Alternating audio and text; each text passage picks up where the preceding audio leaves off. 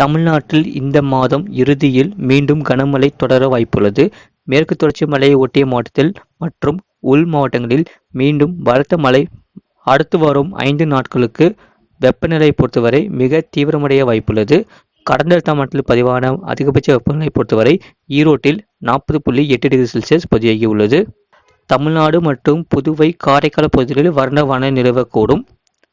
அடுத்த 3 நாட்களுக்கு தமிழ்நாடு மற்றும் புதுவையில் ஒரு சில இடங்களில் அதிகபட்ச வெப்பநிலையை பொறுத்தவரை இயல்பை விட 2 முதல் 4 டிகிரி செல்சியஸ் அதிகமாக இருக்கக்கூடும். சென்னை மற்றும் புறநகர் பகுதிக்கான வானிலை முன்னறிப்பு.